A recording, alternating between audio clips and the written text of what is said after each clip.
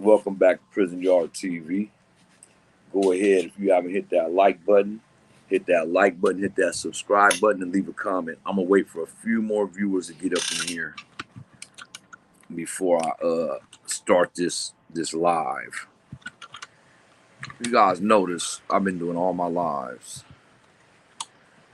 I've been doing all my videos as lives, and there's a reason for that because I don't know how to edit yet. I'm learning how to edit. So there's a reason why I'm doing lives. Somebody commented to quit using the selfie stick when I do my videos. So I'm using the tripod now. Comments, banners. Wait for a few more viewers to get up in here. And then we're going to talk about the first war, the serious war that 29th Street got into it with another neighborhood. Everyone thinks it was Oak Park, Meadowview, but there was no Meadowview when we was warring with Detroit Boulevard. And I'm going to get into that. But first, I want a few more viewers to get in here and hit that like button. You guys ain't hit that like button, hit that like button. Happy Father's Day to all the fathers out there. Today, I see my dad for the first time in probably almost 26, 27 years. We was trying to figure out when was the last time I seen him. It has been a lot of years. But we went to lunch today. It was cool. And we stayed there for most part of the day today. Well, not most part of the day, but for a good amount of hours. We was chopping it up downtown. Babyface Lokester.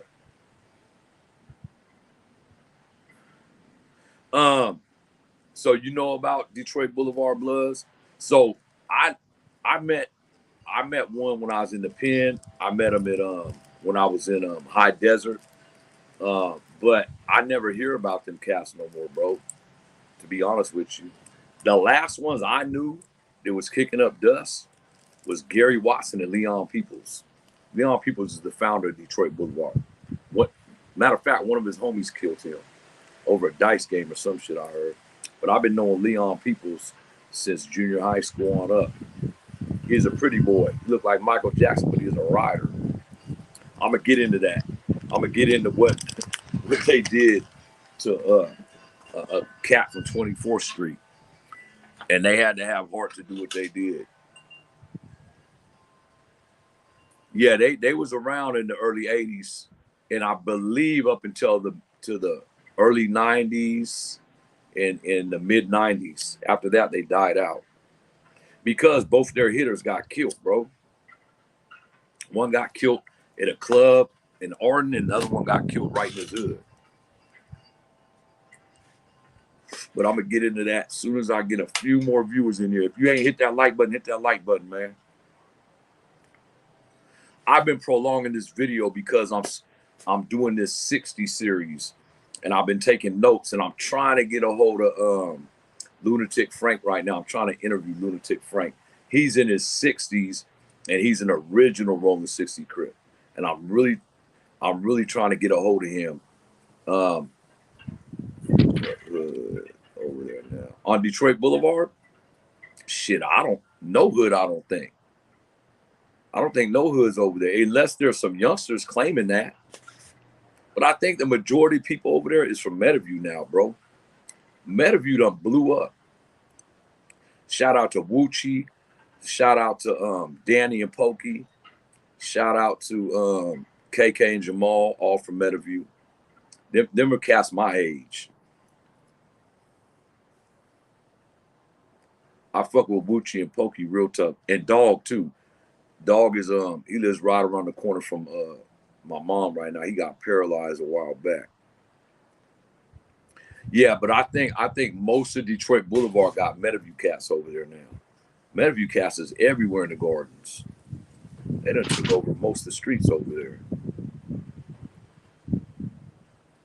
When did you hear about them, Babyface? You have to be in your 40s, at least in your 40s, if you heard about Detroit Boulevard Bloods. So let me get into this video. So, like I said, happy Father's Day to all the fathers out there, man. We don't get enough credit. Anyways, so I started banging.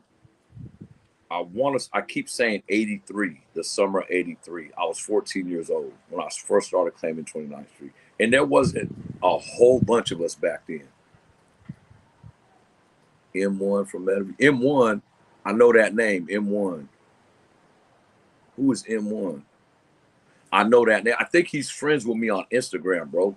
I just seen his name recently. Anyways, so back in the mid 80s, I want to say 85 and 86. We was at it with Detroit Boulevard, man, and specifically Leon Peoples. I'm 42 and heard about them when I was in Sac and Lake. Yep, they was around.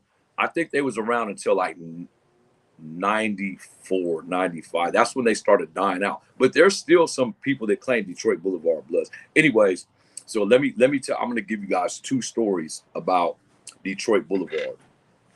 So you got to remember, everybody on Detroit Boulevard, it's a one-way street in their neighborhood, and it goes to the back. And then you got to make a U-turn and come out. It's right off of Meadowview, right? It's right by the train tracks. And the next main street up is 29th Street. So they're hella close to us, right?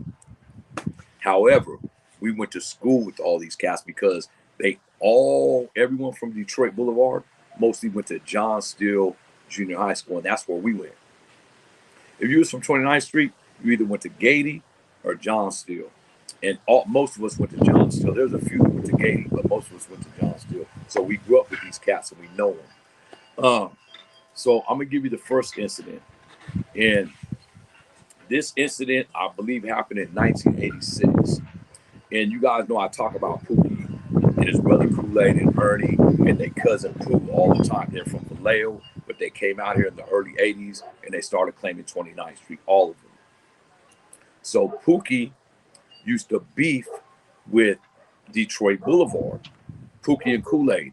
And one time I remember I was at my mom's house and Pook paged me and he said that they just shot his mom and dad's house up. And the bullet went through the house and it came real close to shooting one of the kids in the head. So we was really funking with these, and it was Leon Peoples and Gary Watson, rest in peace. Both of them are dead now. Not on 29th Street Accord. They got killed by their homie. Well, actually, Gary Watson got killed by somebody from Elder Creek at a club, but Leon Peoples got killed in his neighborhood. Is it really dark? You can't even hardly see me. Let me turn some light on real quick. Oh, shit. Spits on the tier. How come this light's not? What the hell?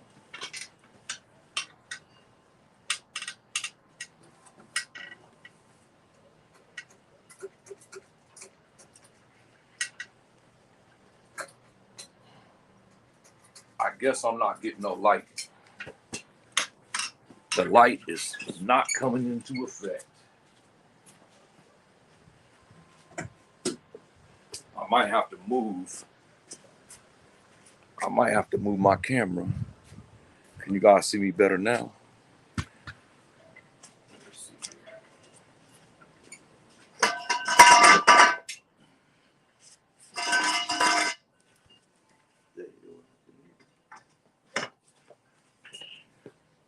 I got a little light right here. All right. So in the early 80s, the mid 80s, that incident happened with Kool-Aid, Pookie, and Pooh, right? They shot up the house. And I think, if I'm not mistaken, I think this was all over a broad named Bimala that Pookie was messing with.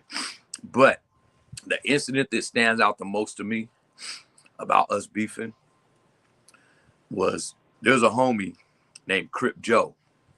He's from 24th Street.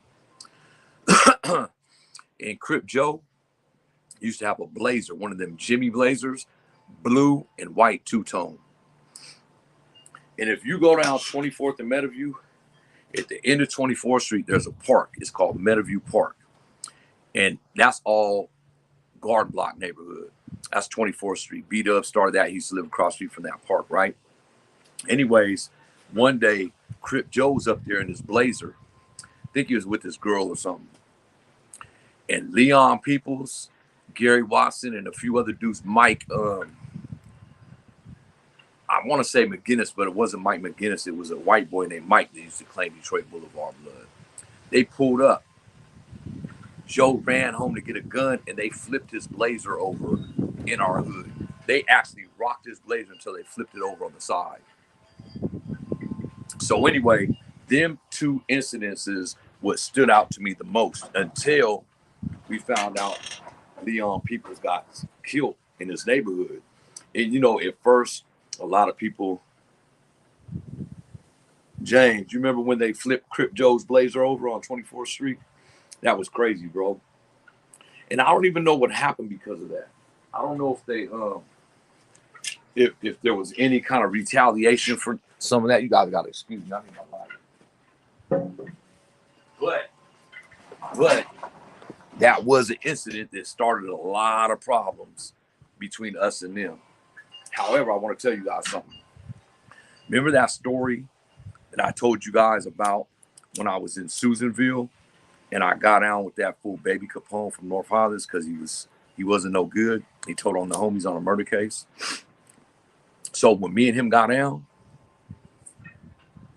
I was walking the chow, and I can't remember this cat's name, but he was from Detroit Boulevard. And out of all the cats there, even including one of my homies, Sporty Black, he's the only one that had my back because everybody on the yard knew this fool Capone. It was workout on him. He told on a murder case. And to this day, this cat's still walking the main line. He's a solid ass central right now. And he's like 6'1", super swole, can't fight a lick though. But he refuses to roll up. He's been stabbed. He's been beat up numerous times. He's been jumped. And he continues to stay on the main line. He will not go PC. He's one of them ones that everyone knows there's work out on him. But for some reason, whatever pen he ends up in, he ends up busting the police and they bring him whatever. So that's what keeps him alive. He's always having phones, selling phones, tobacco, whatever. So people utilize that and they let him stay there. And don't ask me why, because I did the same thing. I made a mistake when I went to Vacaville. His cousin worked there. He shot me a kite. I did this story with me and my little homie, Little Dog, was at Vacaville for 6 months. And I was there on medical. And he caused a riot with the LA Crips and the Northern Crips. He told the LA Crips that he killed someone from 29th Street. We was putting bad paperwork on him. But anyway, back to Detroit Boulevard.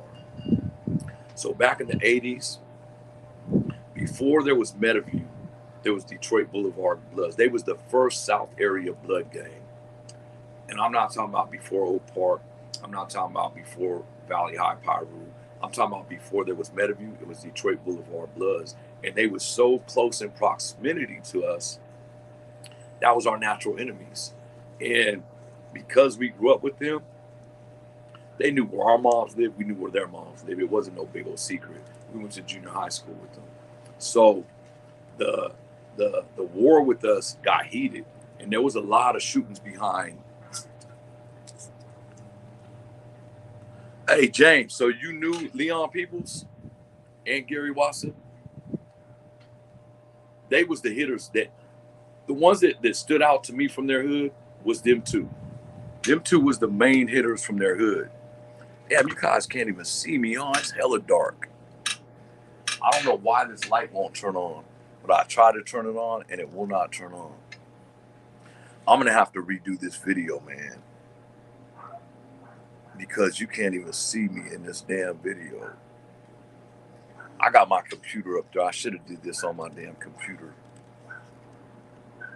Stay tuned. You knew him?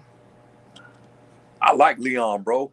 Me and Gary, we fought at John Still, not over no gang stuff, but we fought at John Still over a dice game. But I like Leon Peoples, man. He went to McClatchy with me. He got kicked out of Burbank. I got kicked out of Burbank, and we both ended up in McClatchy. He was a pretty boy, but he had hands. He could fight. Yeah, I know it's dark as fuck, bro. I'm gonna have to redo this video, and it took me a long time to get on here and do this video. So it's probably gonna be a long time because I want to get this whole Rolling 60 series out. I got so many comments on it. And let's get to Gunner, man. So if you looked at my last video that I did, it was about Gunner's Collective. It was a reaction video. And this fool, people's like, that ain't Gunner. That's someone else in the comments. However, after the video was done, he texts. I pinned his message up there to me. He says something like, you woke the bear up, old man. You don't want these problems or some shit. And I didn't respond on that. A lot of people has been in my comments talking about everyone I talked about in there. So I don't really want to do a reaction video, but people are calling for it. So I might do a second video on that. But it ain't to cause no YouTube beef. It's just to enlighten people, man, on what content you guys are watching. If you guys are watching Gunner's Collective, he said it himself, it's for views. It's not reality YouTube. Reality YouTube is when you talk about facts. It's not when you make up fake beasts, fake boxing matches, and don't perform. That's fake shit. Who wants to see some fake shit on YouTube? I don't. I stopped watching him months ago. And now I stopped watching Dubs because of him. I like Dubs' content before he teamed up with Gunner. Yeah, I know, James. I'm going to have to redo this video. I'm already 17 minutes in. I'm going to redo it in the light in the house probably. I'm out in the backyard right now. That's why I got this beanie on. I'm losing my voice. So if you guys like my content, I'm going to say it again. I appreciate all the support you guys giving me. If you guys want to join and be a member of Prison Yard TV, hit that membership button. Hit that membership button.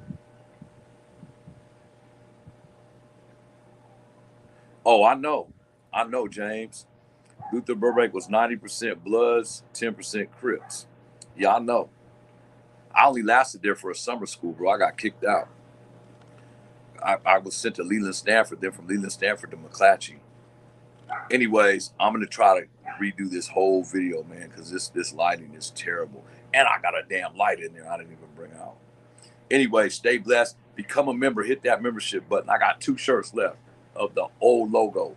If you guys want them, they're extra large shirts. I'm giving them to you for half off, $12 a piece. Hit that like, hit that subscribe button. Hit that Cash App. Send me $1. Show me you appreciate these videos. Show me you're supporting the channel. It's $1. My Cash App's at the bottom. I will see y'all tomorrow in the evening time. Stay blessed, James. Stay blessed, Paul Will. Babyface Lokester, stay blessed. Tell the people you love them. And happy Father's Day to all. Hope y'all enjoyed your day today. Peace.